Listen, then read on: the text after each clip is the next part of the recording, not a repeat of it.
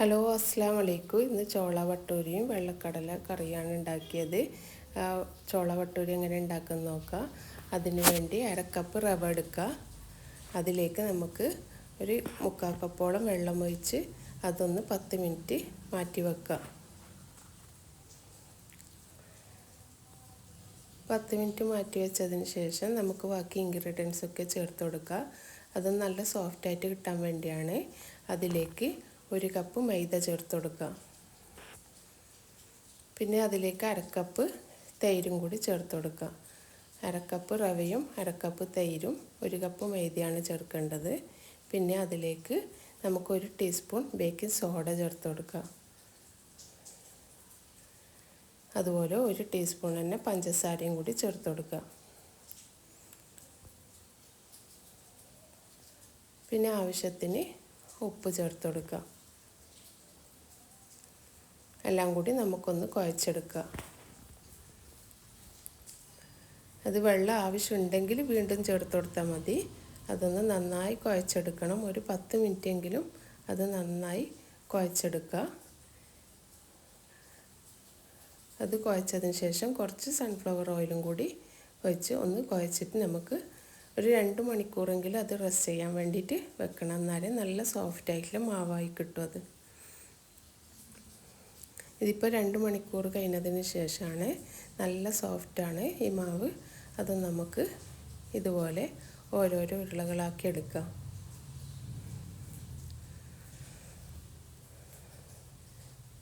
അത് കുറച്ച് വലുതായിട്ട് തന്നെ എടുക്കുക.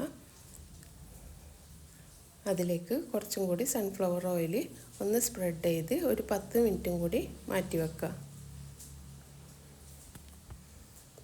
ഇത് ഈസ്റ്റ് ഇല്ലാണ്ട് ഉണ്ടാക്കുന്ന വട്ടൂരിയാണ്.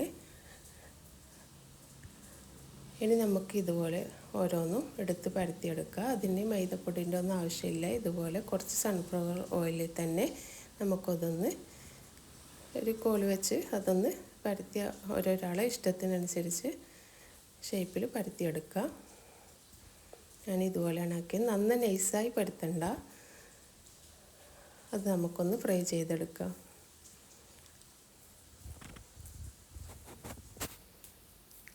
നല്ല സോഫ്റ്റായ വട്ടൂരാണ്.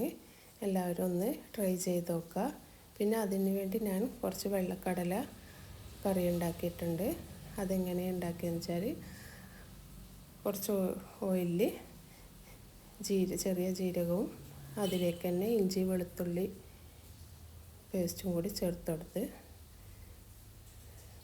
പിന്നെ ഒരു സവാള ചെറുതായി കട്ട് ചെയ്തതും കൂടി ചേർത്ത് കൊടുക്കുക.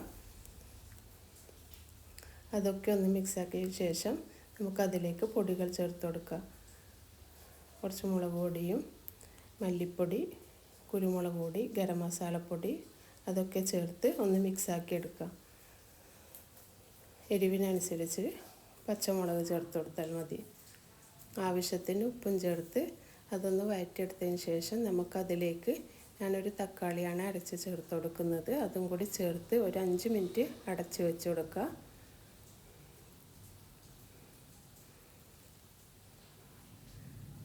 ഒരു 5 മിനിറ്റ് അടച്ചതിന് ശേഷം നമുക്ക് അതിലേക്ക് വേവിച്ച കടല ചേർത്ത് കൊടുക്കാം.